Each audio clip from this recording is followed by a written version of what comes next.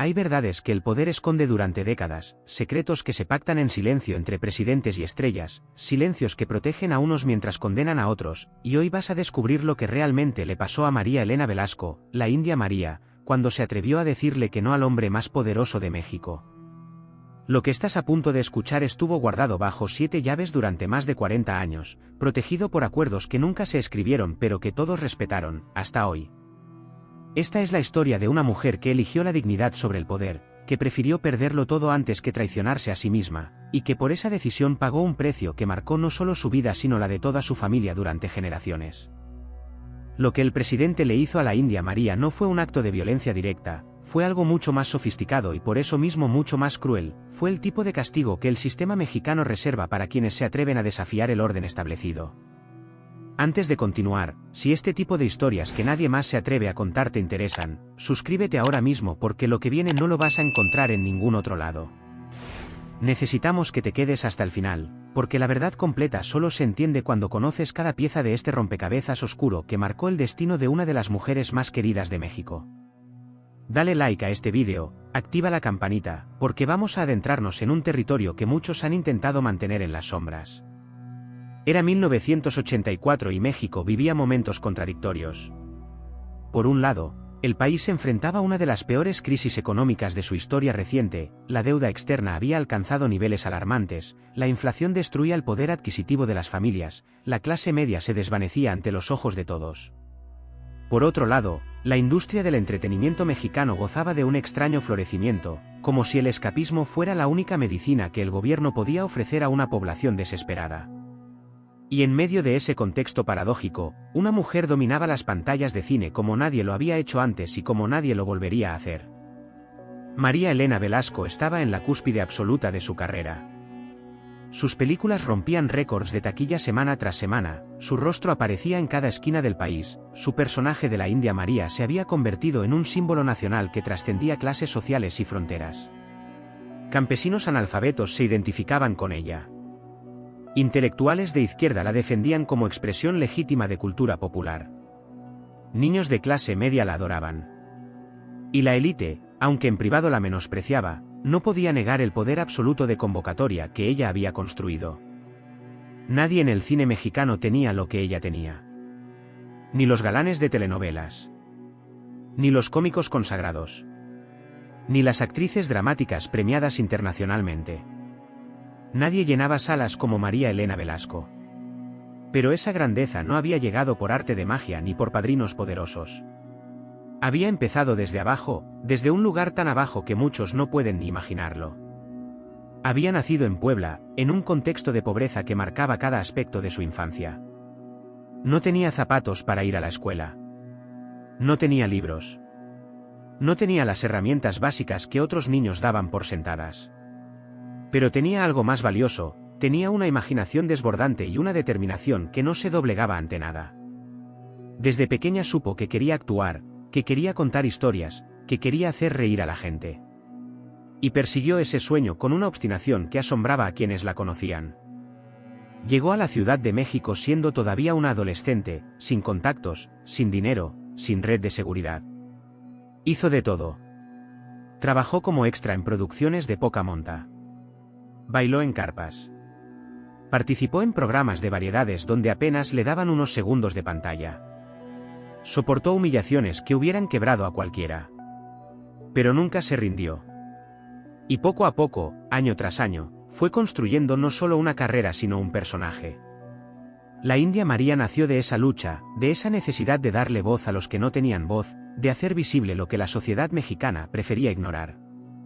El personaje era genial en su simplicidad aparente. Una mujer indígena, humilde, ingenua en apariencia pero astuta en esencia, que navegaba un mundo que constantemente intentaba aprovecharse de ella pero que siempre encontraba la forma de salir adelante con dignidad. Era la historia de México condensada en un personaje. Era el retrato de millones de mexicanos que todos los días tenían que ser más listos que el sistema que intentaba aplastarlos. Y la gente lo entendió de inmediato. Por eso las películas de la India María no eran solo entretenimiento, eran catarsis colectiva. Y María Elena no era solo la actriz que interpretaba el personaje. Era la guionista que lo escribía. Era la productora que financiaba las películas. Era la directora que decidía cada toma. Era una fuerza creativa completa en una industria que estaba diseñada para que las mujeres fueran solo musas o decoración. Había peleado cada milímetro de ese control creativo. Había tenido que demostrar una y otra vez que sabía lo que hacía. Había tenido que ser 10 veces mejor que cualquier hombre para recibir la mitad del reconocimiento. Pero lo había logrado. Y en 1984, en la cima absoluta de su poder, controlaba completamente su carrera. No le debía nada a nadie. No había productores que le impusieran condiciones. No había estudios que le dijeran qué podía o no podía hacer. Había construido su propio imperio, pequeño pero completamente suyo. Esa independencia era su mayor orgullo. También sería, como pronto descubriría, su mayor vulnerabilidad. Porque en México, en ese México de los años 80 que todavía vivía bajo el control absoluto de un partido que había gobernado durante décadas, la independencia era vista con sospecha por el poder. Un artista independiente era un artista impredecible. Y lo impredecible era peligroso. El sistema funcionaba porque todos entendían las reglas no escritas. Todos sabían que había líneas que no se cruzaban. Todos aceptaban que existía una relación simbiótica entre el poder político y el poder mediático. Los políticos protegían los intereses de los medios y los artistas. Los medios y los artistas legitimaban y promovían la narrativa oficial. Era un pacto que funcionaba para todos. Todos excepto para quienes querían estar fuera de ese pacto. Y María Elena Velasco había construido su carrera precisamente fuera de ese sistema. No porque fuera políticamente subversiva, sus películas no eran manifiestos revolucionarios ni críticas directas al gobierno. Simplemente porque había aprendido desde el principio que la única forma de mantener control sobre su arte era no depender de nadie. Y esa independencia, esa autonomía que ella consideraba simplemente profesionalismo, era vista desde el poder como una anomalía que necesitaba ser corregida. Fue en ese contexto que llegó la invitación. Una tarde de octubre, cuando María Elena estaba en su casa revisando el guión de su próxima película, sonó el teléfono. Del otro lado de la línea, una voz formal, educada, le informó que el presidente de la República deseaba conocerla personalmente. Que había seguido su trabajo con interés. Que admiraba profundamente lo que había logrado. Que le gustaría conversar con ella sobre posibles colaboraciones que podrían beneficiar tanto a su carrera como a ciertos proyectos de difusión cultural que el gobierno estaba desarrollando. María Elena se sorprendió. No era común que el presidente citara personalmente a artistas, mucho menos a comediantes, mucho menos a mujeres. Pero la invitación era real, venía de Los Pinos, venía con todos los protocolos formales. Consultó con su esposo, un hombre discreto que siempre la había apoyado desde la sombra y que entendía mejor que nadie la complejidad de la industria del entretenimiento. Él le advirtió que tuviera cuidado, que cuando el poder te invita nunca es solo para tomar café. Pero también le dijo que no podía rechazar la invitación sin al menos escuchar qué era lo que querían. Rechazar de entrada sería una ofensa que podía tener consecuencias. Y así, una semana después, María Elena Velasco llegó a Los Pinos. Personas que estuvieron cerca de ella en esos días recuerdan que llegó nerviosa pero confiada, vestida con elegancia pero sin perder esa sencillez que la caracterizaba. Llevaba un traje sastre color vino, discreto pero impecable, su cabello perfectamente peinado, sus zapatos brillando. Quería mostrar respeto por la investidura presidencial sin dejar de ser ella misma. Fue recibida con todos los honores que merecía una estrella de su magnitud. Un asistente la guió a través de salones que pocos mexicanos habían visto, espacios donde la historia del país parecía respirar en cada mueble, en cada cuadro, en cada alfombra. Le mostraron jardines impecables. Le ofrecieron café en tazas de porcelana fina con el escudo nacional grabado en oro. Le hablaron con esa cortesía calculada que se reserva para quienes tienen algo que el poder necesita. Y después de los protocolos, después de las sonrisas y las fotografías oficiales donde ella aparecía junto a funcionarios de alto rango que querían ser vistos con la mujer del momento, después de que se agotaron los cumplidos sobre su trabajo y su talento, llegó el momento de la conversación real. La conversación que nadie documentó oficialmente. La conversación de la que no existen grabaciones ni actas ni memorandos. Pero personas cercanas a la familia de María Elena confirmaron años después, bajo estricto anonimato, que esa conversación se ocurrió y que su contenido era exactamente lo que muchos habían sospechado durante décadas. Fue una conversación que comenzó de forma amable, casi casual, con el presidente hablándole de lo mucho que admiraba su conexión con el pueblo mexicano, de cómo su personaje representaba valores que el gobierno también quería promover: trabajo, honestidad, dignidad en la pobreza. Y entonces llegó la propuesta. El gobierno estaba dispuesto a financiar una serie de películas protagonizadas por ella con presupuestos que multiplicaban por 10 lo que normalmente se invertía en cine mexicano. No estamos hablando de un poco más de dinero. Estamos hablando de presupuestos que transformarían completamente la calidad de producción, que permitirían filmar en locaciones internacionales, que darían acceso a la mejor tecnología disponible.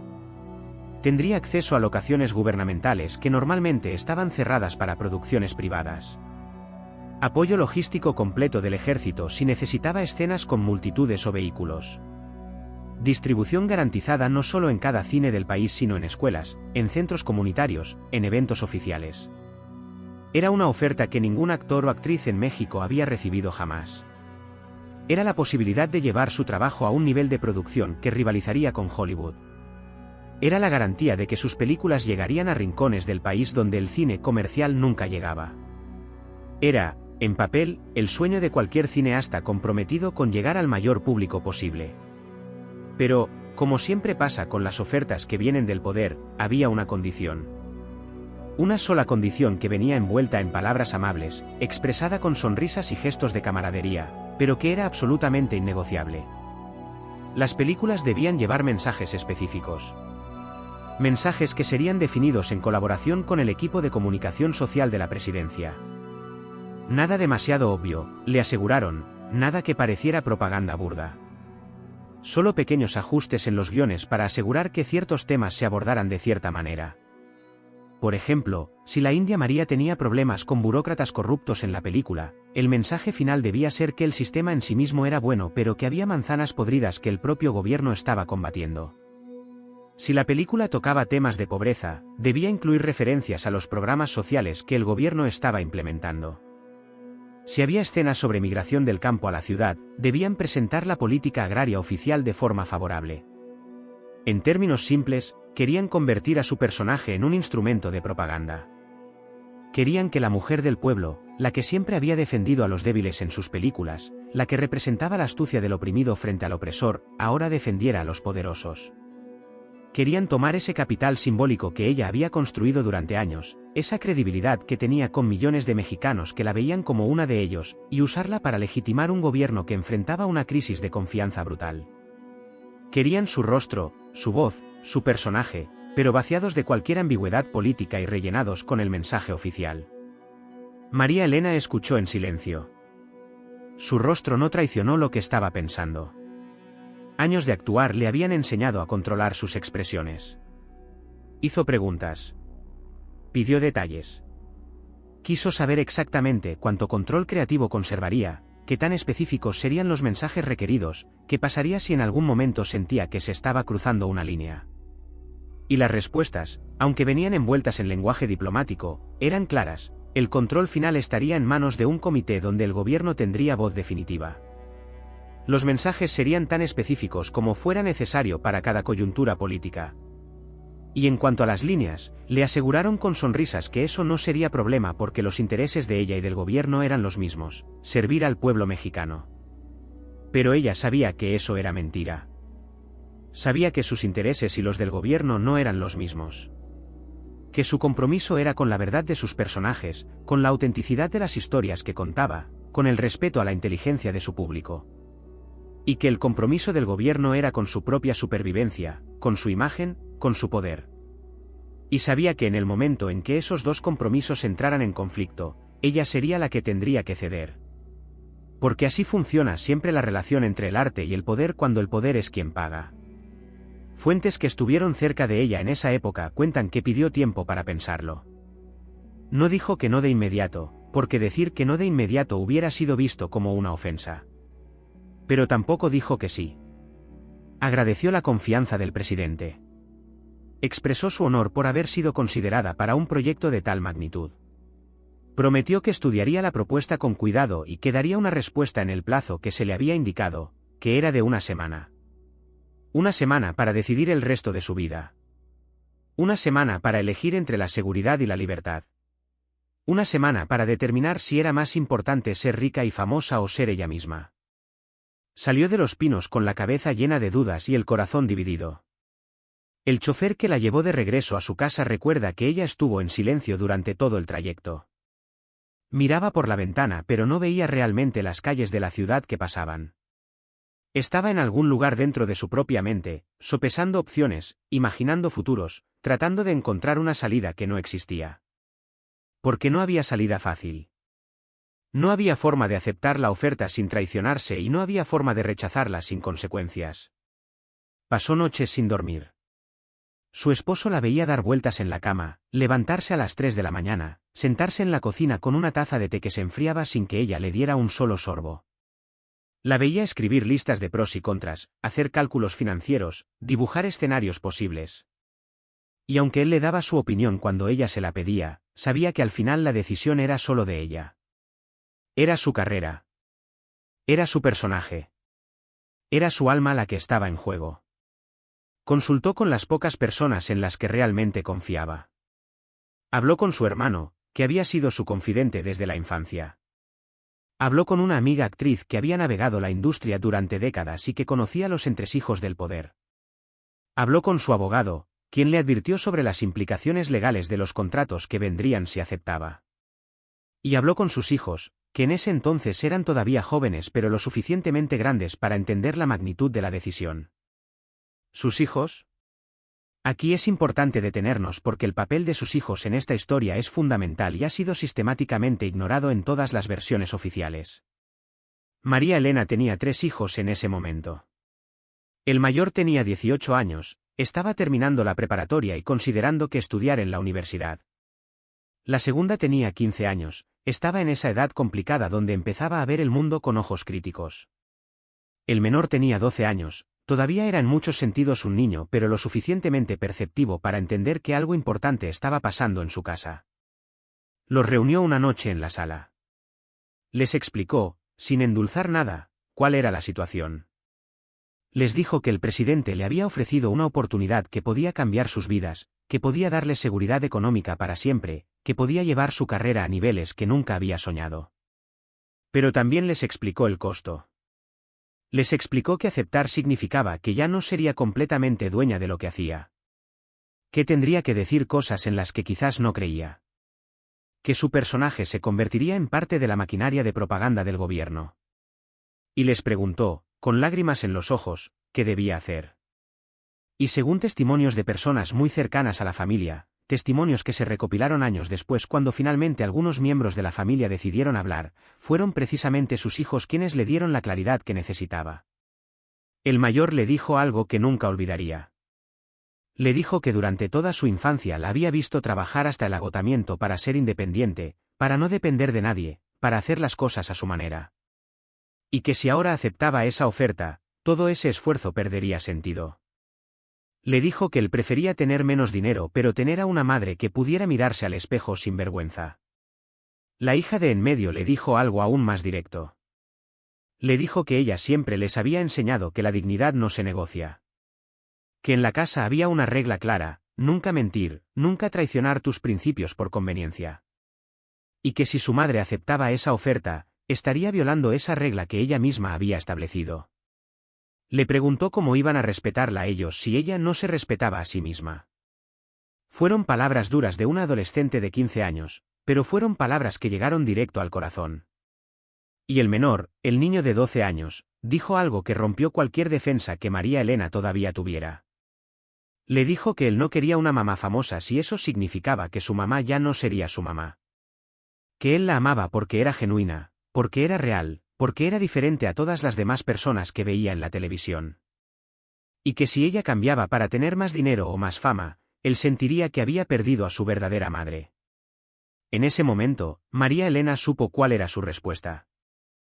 Porque si hay algo más importante que una carrera, más importante que el dinero, más importante que el reconocimiento del poder, es el respeto de tus hijos. Es poder mirarlos a los ojos y que ellos vean en ti a alguien que vale la pena imitar. Es saber que estás siendo para ellos el ejemplo que quieres que sigan. Y si aceptaba esa oferta, perdería eso. Ganaría todo lo demás, pero perdería lo único que realmente importaba. Y María Elena tomó su decisión. Al día siguiente llamó al contacto que le habían asignado en la presidencia. Un funcionario de alto rango cuyo nombre nunca se hizo público, pero que operaba como enlace entre Los Pinos y la industria del entretenimiento. Le agradeció profundamente por haber pensado en ella para ese proyecto. Le expresó su honor por la confianza del señor presidente. Y luego, con voz firme pero cortés, le dijo que lamentablemente no podría aceptar la oferta. Que después de pensarlo cuidadosamente había llegado a la conclusión de que no sería capaz de cumplir con las expectativas que se habían planteado. Que su forma de trabajar, su proceso creativo, requería de una libertad que no sería compatible con el esquema propuesto. Fueron palabras diplomáticas. Fueron palabras que intentaban suavizar el golpe. Pero en el fondo, todos sabían lo que realmente estaba diciendo que no. Estaba rechazando una oferta del presidente de la República. Estaba eligiendo su libertad creativa sobre la seguridad que el poder le ofrecía. Estaba, en términos que el sistema entendía perfectamente, declarándose independiente de una estructura que no toleraba la independencia.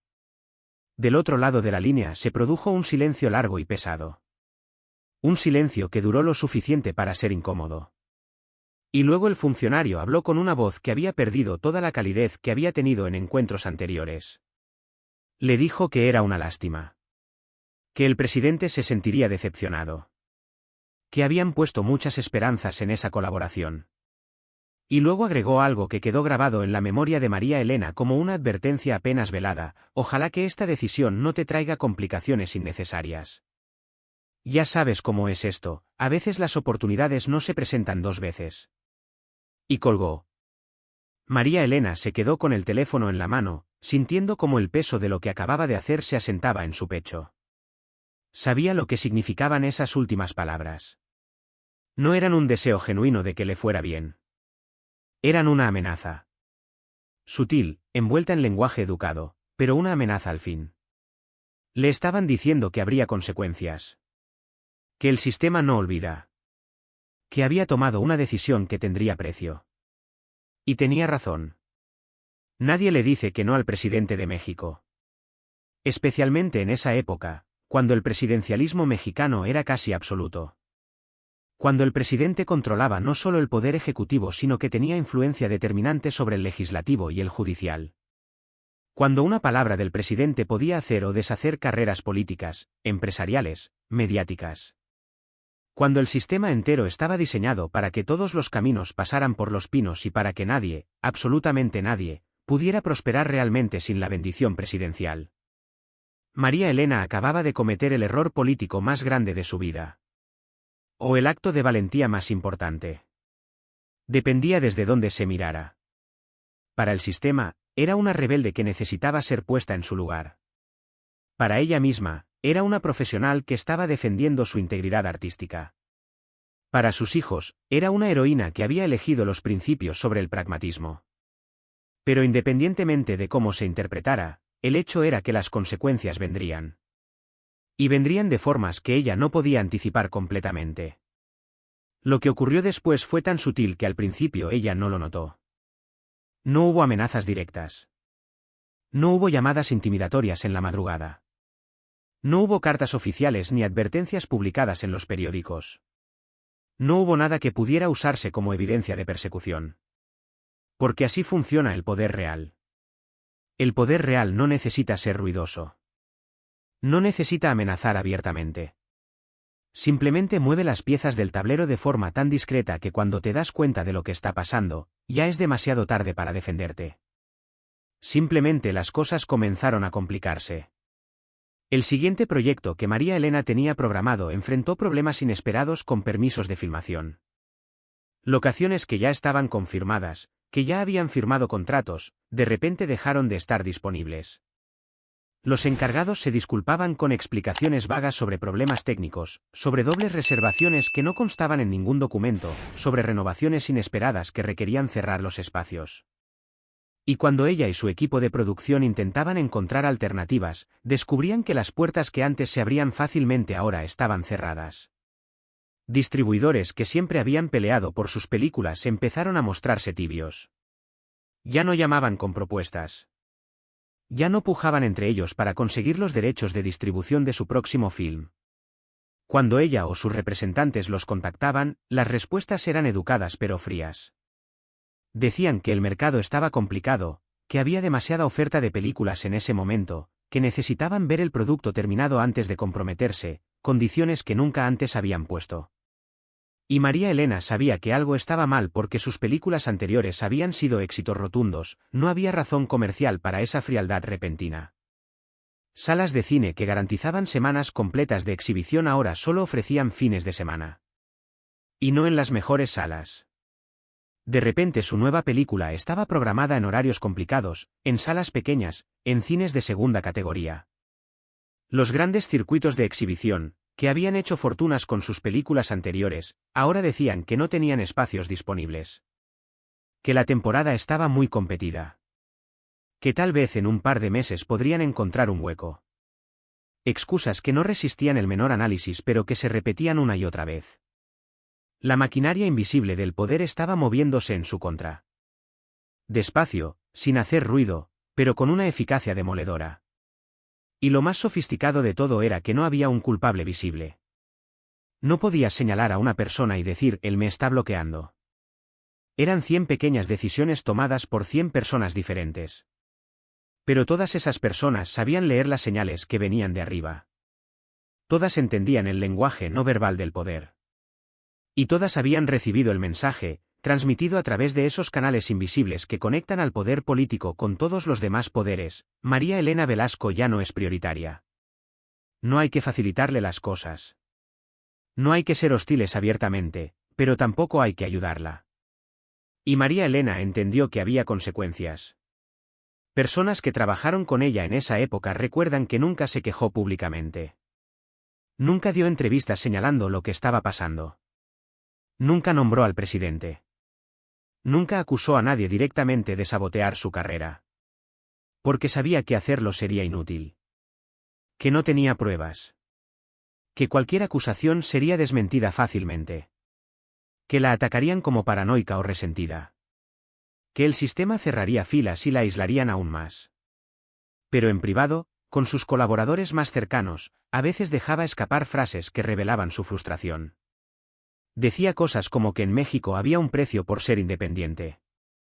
Que el sistema no perdonaba a quienes se salían de la línea. Que el verdadero poder no era el que se veía en las pantallas sino el que se ejercía en los silencios. Que había aprendido que el castigo más efectivo no era el que te destruía de golpe sino el que te erosionaba poco a poco hasta que ya no quedaba nada de lo que habías construido. Pero lo peor aún no había salido a la luz. Porque mientras María Elena lidiaba con las complicaciones profesionales que surgían una tras otra, mientras veía cómo su siguiente película recibía una distribución mediocre a pesar de ser tan buena como las anteriores, mientras enfrentaba la realidad de que su estrella estaba declinando sin razón aparente, algo más oscuro estaba ocurriendo en las sombras.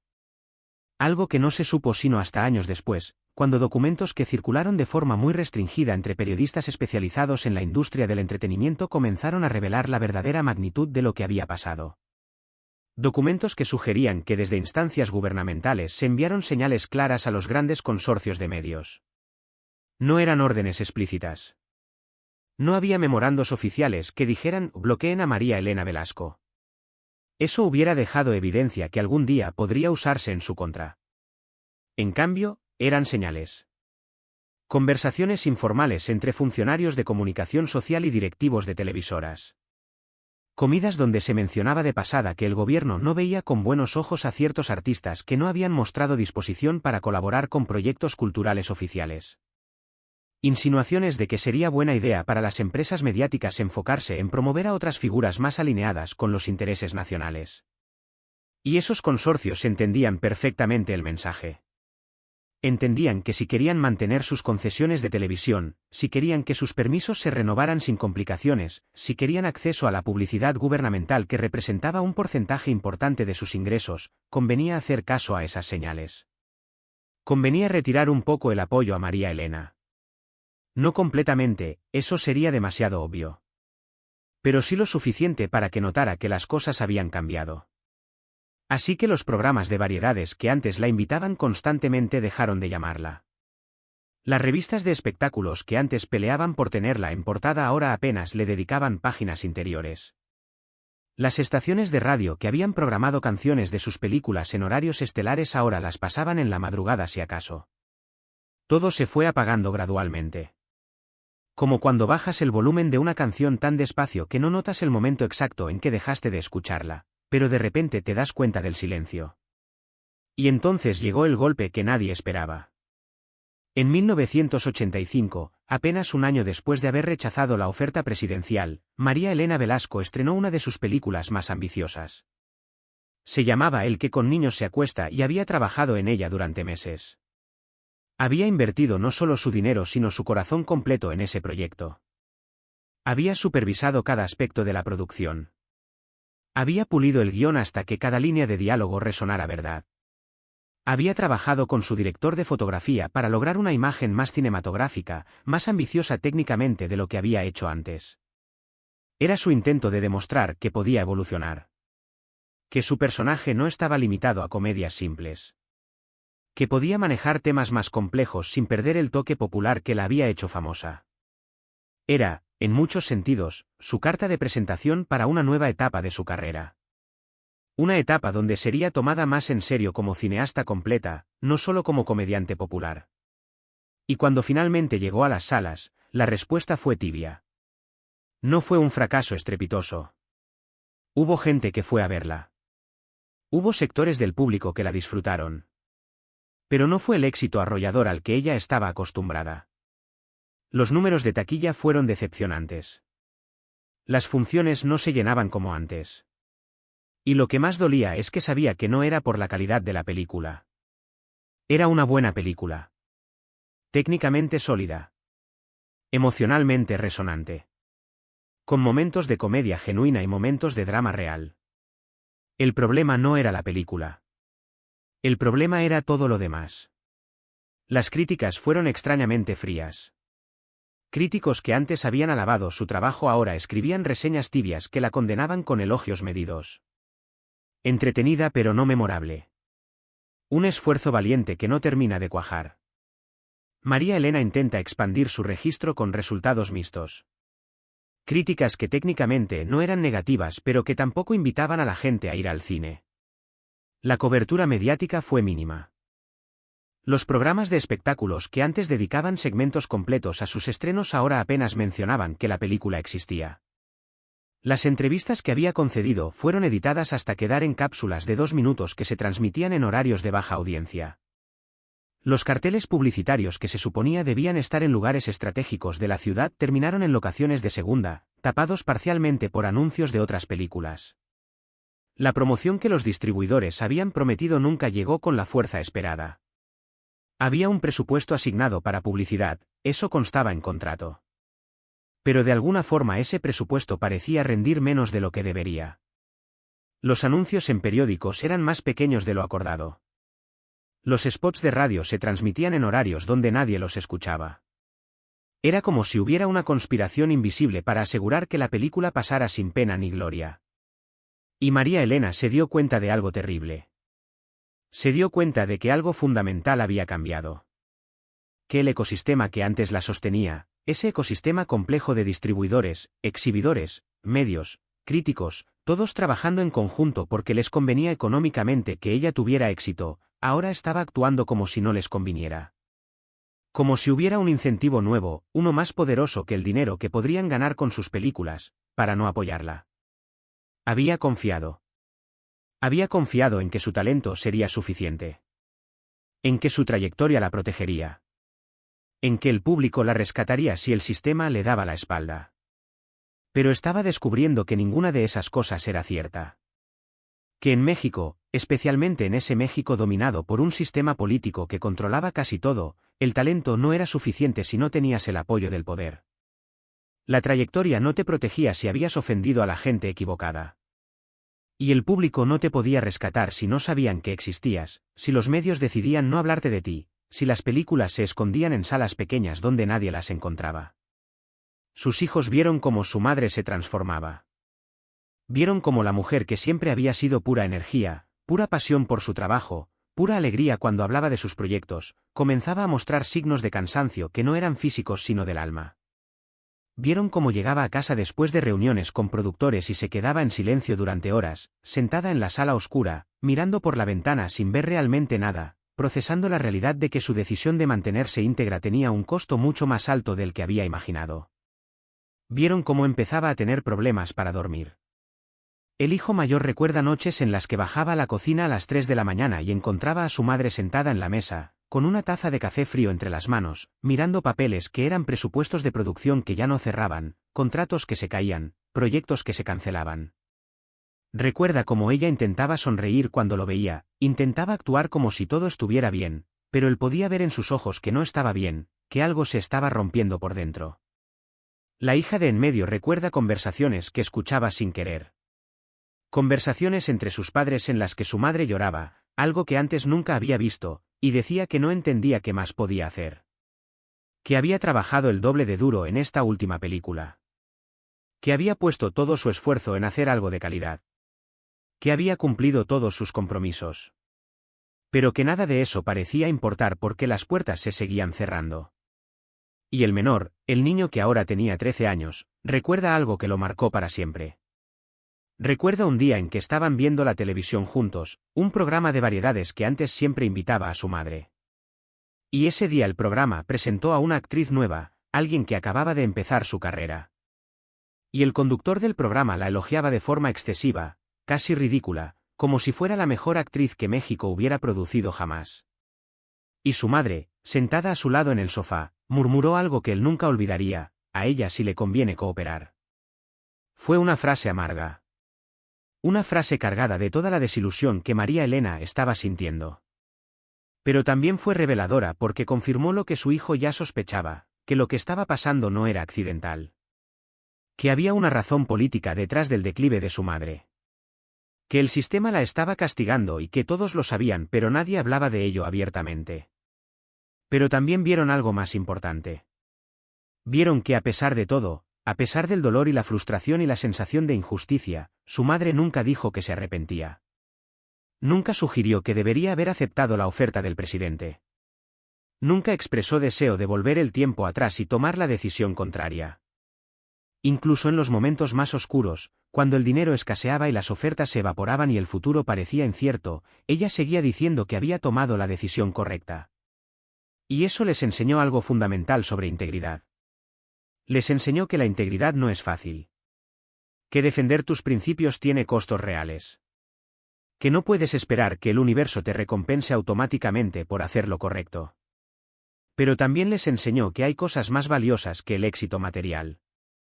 Que poder mirarte al espejo y reconocerte es más importante que cualquier cantidad de dinero o fama. Que el respeto propio no tiene precio. Porque María Elena Velasco entendía algo que muchos artistas no entienden hasta que es demasiado tarde.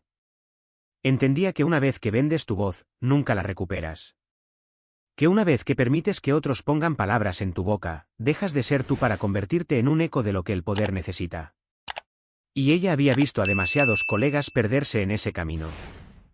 Los había visto transformarse en marionetas bien pagadas, en portavoces de causas en las que no creían, en versiones vaciadas de sí mismos que repetían mensajes oficiales con sonrisas forzadas. Los había visto envejecer ricos pero muertos por dentro. Los había visto en fiestas del poder, rodeados de lujos, alabados por políticos, pero con esa mirada vacía de quien sabe que vendió algo que no debía vender. Y ella no quería eso para sí misma. Prefería la lucha. Prefería la incertidumbre. Prefería comer menos y dormir en casas más pequeñas si eso significaba mantener su alma intacta. Lo que ocurrió después cambió todo. Porque en lugar de rendirse, en lugar de aceptar el exilio silencioso que el sistema le estaba imponiendo, en lugar de dejarse erosionar hasta desaparecer, María Elena tomó una decisión radical. Decidió que si las grandes productoras ya no querían trabajar con ella bajo sus términos, si los distribuidores convencionales le habían cerrado las puertas, si el sistema establecido la había marcado como indeseable, entonces ella trabajaría completamente por su cuenta. Se convirtió en su propia productora independiente. Pero no solo de nombre, como muchos artistas que mantienen productoras que son solo fachadas mientras trabajan realmente para estudios grandes. Ella se convirtió en productora real. Eso significaba conseguir el financiamiento por su cuenta. Significaba contratar el equipo técnico directamente. Significaba negociar con proveedores de equipo. Significaba encontrar locaciones. Significaba coordinar logística. Significaba supervisar edición. Significaba diseñar la campaña de publicidad. Significaba buscar distribución alternativa. Era convertirse en una orquesta de un solo integrante. Era un camino infinitamente más difícil que el que había recorrido antes. Antes, cuando trabajaba con productoras establecidas, ella se enfocaba en lo creativo, escribir, actuar, dirigir. Todo lo demás, toda la parte de negocio, la manejaban otros. Ahora tenía que hacerlo todo. Tenía que ser artista y empresaria al mismo tiempo. Y eran roles que a menudo estaban en conflicto porque la parte empresaria constantemente tenía que decirle a la parte artista que no podía hacer ciertas cosas porque no había presupuesto. Pero ella lo tomó. Tomó ese camino imposible porque era el único que le quedaba si quería seguir haciendo cine en sus propios términos. Vendió propiedades que había comprado en sus años de éxito para financiar sus nuevas películas. Pidió préstamos bancarios poniendo como garantía todo lo que tenía. Convenció a técnicos y actores de trabajar por pagos diferidos, prometiéndoles un porcentaje de las ganancias futuras que ambos sabían que probablemente nunca llegarían. Y aquí es donde la historia toma un giro que pocos conocen. Un giro que involucra a sus hijos de formas que nunca antes se han contado públicamente.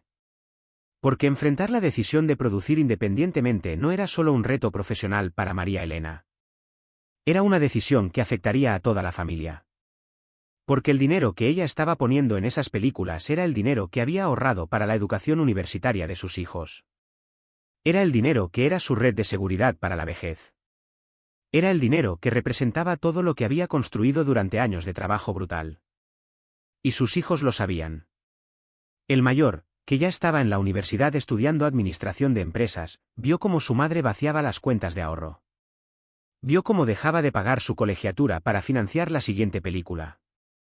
Y aunque ella nunca se lo dijo directamente, aunque intentó protegerlos de esas preocupaciones, él sabía lo que estaba pasando. Y tomó una decisión, dejaría la universidad temporalmente y se pondría a trabajar para ayudar con los gastos de la casa. María Elena se opuso ferozmente. Le dijo que de ninguna manera iba a permitir que su hijo abandonara sus estudios por culpa de sus decisiones profesionales. Que ella encontraría la forma de resolver ambas cosas. Que su educación era lo más importante. Pero él fue terco. Le dijo que no era abandonar, era pausar. Que la universidad seguiría ahí cuando tuvieran más estabilidad. Pero que en ese momento, cuando su madre estaba peleando la batalla de su vida por mantener su integridad, él no iba a quedarse sentado estudiando teorías empresariales mientras ella se hundía. Y así, el hijo mayor de María Elena se convirtió en parte del equipo de producción. Comenzó haciendo trabajos básicos, coordinando horarios, haciendo llamadas telefónicas, llevando documentos de un lado a otro. Pero rápidamente demostró que tenía talento para la parte de negocios que su madre detestaba. Tenía facilidad para negociar con proveedores. Sabía cómo leer contratos y encontrar las cláusulas problemáticas. Entendía números de formas que su madre, que era pura intuición artística, no entendía. Y poco a poco se convirtió en el gerente de producción no oficial de las películas de su madre. Era una inversión de roles extraña. Ahí estaba el hijo de 18 años diciéndole a su madre famosa que no podían gastar tanto en esa locación, que tenían que encontrar alternativas más baratas. Diciéndole que sí, que entendía que ella quería 50 extras en esa escena pero que solo podían pagar 20. Siendo la voz de la realidad económica que constantemente chocaba con la visión artística. Pero lo hacía con amor. Lo hacía porque entendía que su madre estaba peleando por algo más grande que una película. Estaba peleando por demostrar que era posible mantenerse independiente en un sistema diseñado para que todos se sometieran. Y él quería ser parte de esa pelea. Quería que cuando algún día contara la historia de su familia, pudiera decir que estuvo ahí, que ayudó, que no dejó que su madre peleara sola. La hija de en medio tomó un camino diferente. Ella tenía talento para la escritura. Desde niña había escrito cuentos, había llenado cuadernos con historias que solo ella leía. Y cuando vio a su madre luchando con guiones, tratando de equilibrar las exigencias artísticas con las limitaciones presupuestarias, decidió ayudar. Comenzó a leer los guiones que su madre escribía y a hacer sugerencias. Al principio María Elena no las tomaba muy en serio, después de todo era una adolescente sin experiencia en cine. Pero pronto se dio cuenta de que su hija tenía un ojo fresco, una perspectiva que ella había perdido después de tantos años haciendo lo mismo. Y comenzaron a trabajar juntas en los guiones. La hija aportaba ideas sobre cómo hacer que las escenas fueran menos costosas sin perder impacto. Sugería formas de combinar personajes para necesitar menos actores. Proponía locaciones que podían conseguir gratis en lugar de locaciones que había que rentar. Era una colaboración hermosa entre madre e hija, entre experiencia e ingenio fresco, entre el peso de la tradición y la libertad de no conocer las reglas. Y el menor, el niño que ahora era adolescente, encontró su forma de ayudar. Él no tenía el temperamento para los negocios como su hermano ni el talento para la escritura como su hermana. Pero tenía algo más valioso, tenía ojos de espectador. Era capaz de ver las películas como las vería el público, sin los sesgos de quienes las habían creado. Y se convirtió en el primer filtro de calidad. Su madre le mostraba las primeras ediciones de sus películas y él le decía brutalmente honesto que funcionaba y que no. ¿Qué partes eran aburridas? ¿Dónde se perdía la historia? ¿Qué chistes no aterrizaban? Y María Elena aprendió a confiar en su juicio. Porque él no tenía agenda. No estaba tratando de quedar bien ni de proteger su ego. Simplemente le decía la verdad como la veía. Y esa verdad, aunque a veces dolía escucharla, era invaluable. Le salvó de publicar escenas que no funcionaban. Le ayudó a identificar problemas antes de que fuera demasiado tarde para arreglarlos. Así, toda la familia se convirtió en un equipo de producción improvisado. Trabajaban desde la casa, que se transformó en oficina de producción. La sala se llenaba de guiones marcados con notas. El comedor se convertía en sala de juntas donde planeaban estrategias de distribución. Las recámaras tenían cajas con materiales promocionales que tenían que enviar a cines de provincia. Era un caos organizado, una operación casera que intentaba competir contra estudios con infraestructura profesional. Y de alguna forma, funcionó. No en el sentido de que las películas fueran éxitos masivos. No recuperaban la gloria de los años anteriores. Pero funcionó en el sentido de que María Elena siguió haciendo cine. Siguió creando. Siguió siendo fiel a su visión. Y sus hijos aprendieron lecciones sobre trabajo, sobre integridad, sobre familia, que ninguna universidad podría haberles enseñado. Si has llegado hasta aquí es porque realmente te importan estas historias que el sistema quiere que olvidemos. Por eso te pido que ahora te suscribas a este canal, porque lo que viene es la parte que nunca nadie te ha contado, la parte que involucra documentos filtrados, testimonios de funcionarios arrepentidos, y el precio que toda la familia tuvo que pagar durante décadas por defender la dignidad frente al poder. Dale like a este vídeo, compártelo con alguien que necesite saber esta verdad, y activa la campanita porque estas historias solo sobreviven si nosotros las mantenemos vivas. Ahora sí, continuemos con lo que nadie se atreve a decir. Durante los siguientes años, de mediados de los 80 hasta principios de los 90, María Elena siguió haciendo películas bajo este esquema de producción familiar. Eran producciones más modestas que las de su época dorada. Ya no había presupuestos para grandes sets o efectos especiales o elencos extensos. Pero lo que perdían en escala lo ganaban en autenticidad. Eran películas hechas con amor, con cuidado, con la libertad que viene de no tener que responderle a nadie más que a tu propia conciencia creativa. Y aunque los números no eran los mismos, aunque el brillo de los grandes estrenos metropolitanos ya no estaba, ella seguía teniendo público. Un público que no estaba en las salas premium de la Ciudad de México sino en los cines de pueblo, en las plazas públicas donde se proyectaban películas al aire libre, en las ferias regionales donde la gente hacía fila para ver a la India María. Era un público que el sistema consideraba invisible, que no aparecía en las estadísticas oficiales de taquilla, que los críticos de la capital ignoraban completamente. Pero era real. Era leal. Y era suficiente para que ella siguiera trabajando. Sus películas se distribuían en circuitos alternativos. En lugar de los grandes consorcios de exhibición que la habían abandonado, trabajaba con pequeños empresarios regionales que manejaban cadenas de cines en provincia. Gente que no le importaba si el gobierno la aprobaba o no, que simplemente querían películas que atrajesen público a sus salas. Y las películas de María Elena, a pesar de todo, seguían atrayendo público en esos lugares. Pero el costo personal era devastador. Porque no era solo una cuestión de dinero o de prestigio perdido. Era el desgaste de pelear una batalla desigual todos los días. Era levantarte cada mañana sabiendo que el sistema entero está trabajando en tu contra.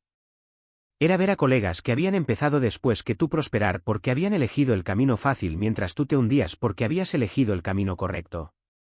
Sus hijos veían cómo ella envejecía más rápido de lo que debería. Veían cómo el estrés de ser una guerrera solitaria en una industria corrupta le cobraba facturas que ningún maquillaje podía ocultar. Las líneas en su rostro se profundizaban. Las canas aparecían prematuramente. Su energía, que antes parecía inagotable, ahora se apagaba al final del día dejándola exhausta de formas que iban más allá de lo físico. Y entonces uno de sus hijos, el mayor, el que había dejado la universidad para ayudarla, tomó una decisión que cambiaría la dinámica familiar. Decidió que él también se convertiría en cineasta.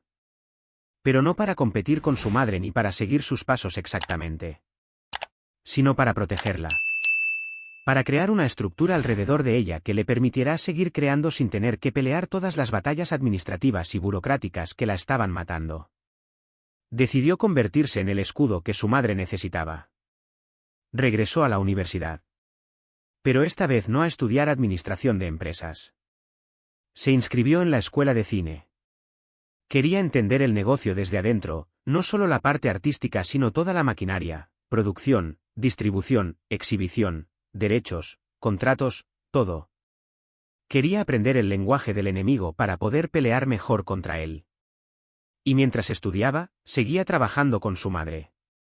Iba a clases en la mañana y por las tardes estaba en sets de filmación o en reuniones con distribuidores o resolviendo los 1000 problemas logísticos que surgen cuando haces cine independiente con presupuesto de pobreza. Era una vida agotadora, pero él la veía como inversión. Cada cosa que aprendía era una herramienta más que podría usar para ayudar a su madre. Y cuando finalmente se graduó, con una tesis sobre distribución alternativa de cine en México que básicamente documentaba todo lo que habían aprendido durante esos años de lucha, se integró oficialmente a la productora de su madre. Ya no como ayudante. Como socio. Juntos, madre e hijo, formaron un equipo que aunque no recuperó la gloria de antes, al menos les permitió seguir creando en sus propios términos. Él manejaba todo lo relacionado con el negocio, contratos, negociaciones, finanzas, distribución. Ella se enfocaba en lo creativo, historias, personajes, dirección, actuación. Era una división de trabajo que jugaba con las fortalezas de cada uno. Y lentamente, muy lentamente, comenzaron a reconstruir. No en el sentido de volver a la cima del estrellato nacional. Ese barco ya había zarpado. El sistema se había asegurado de eso. Pero en el sentido de crear una operación sustentable que les permitiera seguir haciendo cine sin tener que vender su alma. Era éxito modesto, casi invisible para los círculos del poder, pero era éxito auténtico. Pero había algo que todavía no sabían. Había un documento que existía en los archivos secretos del gobierno mexicano. Un expediente que no estaba disponible para consulta pública. Un archivo que solo circulaba entre funcionarios de muy alto nivel y que contenía información que cambiaría completamente la forma en que entendían lo que les había pasado. Era un listado. Un listado de artistas, intelectuales, académicos, periodistas y creadores culturales que habían mostrado lo que el documento llamaba falta de cooperación con iniciativas gubernamentales de difusión cultural. Era un lenguaje burocrático, frío, que ocultaba lo que realmente era, una lista negra. Una lista de personas que el gobierno había marcado como problemáticas, como no confiables, como individuos que necesitaban ser marginados del panorama cultural oficial. María Elena Velasco estaba en esa lista. Su nombre aparecía junto al de escritores que habían publicado textos críticos del gobierno. Junto al de periodistas que habían investigado casos de corrupción. Junto al de académicos que habían cuestionado políticas oficiales. Junto al de cineastas que habían hecho documentales incómodos. Todos habían cometido el mismo pecado, habían usado su voz de formas que el poder no aprobaba. Y junto a cada nombre había notas. Notas que describían qué medidas se habían tomado o se recomendaban tomar para limitar su influencia mediática. En el caso de María Elena, las notas mencionaban específicamente que se había establecido contacto con distribuidores principales para indicar que sus producciones no eran prioritarias para la promoción de la imagen cultural de México. Que se había sugerido a consorcios mediáticos que diversificaran la representación de comedia popular promoviendo figuras alternativas. Que se había instruido a funcionarios de cultura que evitaran incluirla en eventos oficiales o programas de apoyo institucional. Era la confirmación escrita de lo que ella había sospechado durante años. Su declive no había sido natural. No había sido el resultado de cambios en los gustos del público. No había sido mala suerte o coincidencia. Había sido ingeniería social deliberada. Había sido castigo sistemático ejecutado con la precisión burocrática que caracteriza al sistema mexicano. Este documento fue filtrado años después, a finales de los 90, por un funcionario arrepentido. Alguien que había trabajado en las oficinas de comunicación social de la presidencia durante esos años y que, por razones que nunca explicó completamente, decidió que era hora de que ciertos secretos salieran a la luz. Quizás le pesaba la conciencia. Quizás estaba resentido porque el nuevo gobierno no le había dado el puesto que esperaba. Quizás simplemente quería dejar testimonio histórico. Las motivaciones importan menos que el hecho, el documento salió. Llegó primero a manos de periodistas especializados en cultura. Periodistas que llevaban años siguiendo carreras artísticas y que sabían que algo extraño pasaba cuando figuras consolidadas desaparecían sin razón aparente. Y cuando comenzaron a revisar el documento, cuando comenzaron a conectar los puntos, cuando comenzaron a contrastar las fechas de las notas en el expediente con las fechas en que las carreras de estas personas declinaron, todo cobró sentido perfecto. Y decidieron publicar. No fue fácil. Muchos medios rechazaron la historia. Era demasiado sensible. Implicaba a expresidentes que todavía tenían influencia. Revelaba mecanismos de control que el sistema prefería mantener invisibles. Pero finalmente un par de revistas independientes y periódicos regionales que no dependían de publicidad gubernamental se atrevieron a publicar fragmentos del documento. Y hubo un escándalo. No fue un escándalo que hiciera caer gobiernos. No fue un escándalo que llevara a nadie a la cárcel. Porque en México, donde la impunidad es la norma y donde los poderosos raramente pagan por sus abusos, este tipo de revelaciones tienden a producir indignación momentánea seguida de olvido sistémico. Pero fue suficiente escándalo para que finalmente la conversación pública cambiara. De repente se hablaba abiertamente de lo que antes solo se susurraba. De repente periodistas culturales escribían artículos analizando cómo el poder había usado el control de medios para marginar voces disidentes.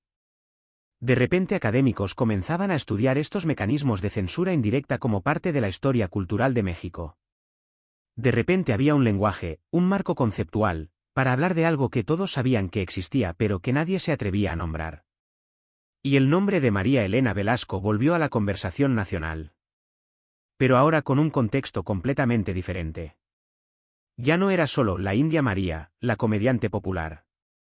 Era María Elena Velasco, la mujer que había dicho que no al poder y había pagado el precio. Era un símbolo de resistencia. Era la prueba viviente de que el sistema castigaba la independencia. Nadie lo vio venir. Ni siquiera ella, que había sido tan astuta para construir su imperio, que había navegado una industria dominada por hombres con una inteligencia y determinación extraordinarias, había anticipado la sofisticación con la que el poder mexicano podía destruir a alguien sin siquiera tocarla directamente. Sin arrestos. Sin censura oficial. Sin violencia física. Simplemente cerrando puertas de forma tan gradual que cuando te das cuenta de lo que está pasando, ya no tienes forma de defenderte públicamente sin parecer paranoica.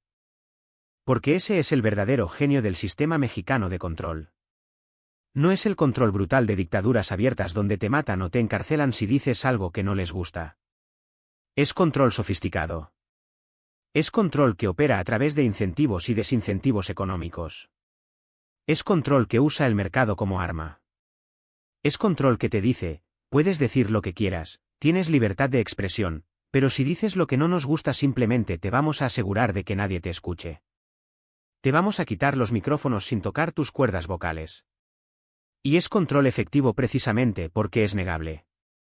Porque cuando María Elena o cualquier otro artista intentaba señalar lo que estaba pasando, el sistema podía responder con cara de inocencia, ¿de qué hablas? Nadie te está censurando. Puedes hacer las películas que quieras. Simplemente resulta que los distribuidores no están interesados. Simplemente resulta que el público ya no te sigue como antes. Simplemente resulta que tu estilo se volvió anticuado. Así es el mercado. Así es la vida. Y era imposible probar lo contrario sin ese documento que finalmente se filtró. Sin evidencia escrita de que había coordinación desde el gobierno para marginarla, cualquier acusación que hiciera sonaba como excusas de alguien que simplemente no podía aceptar que su estrella había declinado. Por eso había guardado silencio durante años. Porque sabía que sin pruebas, hablar solo empeoraría las cosas. Y eso fue exactamente lo que le pasó a la India María. A finales de los 90 y principios de los 2000, toda una nueva generación de mexicanos creció sin conocer realmente quién era María Elena Velasco. Sabían el nombre porque de vez en cuando Televisa o TV Azteca programaban sus películas antiguas en horarios muertos, durante maratones navideños cuando no había contenido original que transmitir. Quizás la habían visto una vez, habían reído con alguna escena, pero no entendían la magnitud de lo que ella había sido. No sabían que en su momento fue más grande que cualquier estrella de Hollywood en términos de convocatoria popular en México. No sabían que sus películas habían movido masas como ningún otro fenómeno cultural de la época. Que gente hacía fila durante horas para comprar boletos. Que sus estrenos eran eventos nacionales. Que políticos se tomaban fotos con ella porque eso les daba votos. Que empresarios patrocinaban sus películas porque era garantía de ganancias. Que había sido, durante una década completa, la reina indiscutible del cine mexicano. No sabían que ella había sido una pionera. Que había escrito, producido, dirigido y protagonizado sus propias historias en una era donde las mujeres en el cine mexicano eran básicamente musas decorativas o personajes secundarios. Que había construido un imperio en una industria dominada completamente por hombres. Que había peleado batallas que ninguna otra mujer en el entretenimiento mexicano había peleado antes que ella. Que había abierto puertas que ahora otras podían cruzar. Todo eso se había borrado de la memoria colectiva. O más bien, se había dejado que se borrara. Porque mientras otras figuras del cine mexicano de esa época eran constantemente homenajeadas, estudiadas académicamente, puestas como ejemplos en escuelas de cine y documentales oficiales, María Elena era tratada como una nota al pie de página. Como un fenómeno popular pero menor. Como algo folclórico pero no importante. Como entretenimiento de masas pero no arte serio. Y esa fue la venganza final del sistema. No destruir su legado directamente. Eso hubiera sido demasiado obvio. Simplemente ignorarlo. Simplemente no incluirla en las narrativas oficiales sobre el cine mexicano. Simplemente tratarla como curiosidad en lugar de como la gigante que había sido. Y con el tiempo, con suficiente silencio oficial, las nuevas generaciones asumirían que nunca había sido tan importante, que era solo nostalgia exagerada de viejos que recordaban mal su juventud. Era borrado por omisión. Era el tipo de censura que no necesita quemar libros porque simplemente no los imprime. Que no necesita destruir películas porque simplemente no las muestra. Que no necesita prohibir nombres porque simplemente no los menciona. Y con el tiempo, sin mantenimiento activo de la memoria, todo se desvanece. Sus hijos veían esto con impotencia creciente. Veían cómo la obra de vida de su madre era minimizada sistemáticamente. Veían cómo en retrospectivas oficiales del cine mexicano ella apenas era mencionada. Veían cómo jóvenes estudiantes de cine no la conocían o la conocían solo como referencia cultural vaga, sin entender realmente lo que había logrado. Y les dolía. Les dolía ver cómo el sistema que la había castigado en vida ahora intentaba borrarla en la memoria histórica. Y decidieron que no iban a permitir que eso pasara sin pelear. Comenzaron, discretamente al principio, a guardar documentos. Cada contrato. Cada carta. Cada recorte de periódico. Cada fotografía. Cada testimonio de personas que habían trabajado con su madre. Estaban construyendo un archivo, una colección de evidencia que algún día podría usarse para contar la historia completa. Para mostrar no solo quién había sido ella como artista, sino que había enfrentado como mujer independiente en un sistema que no toleraba la independencia. Pero entonces llegó el momento que nadie olvidaría.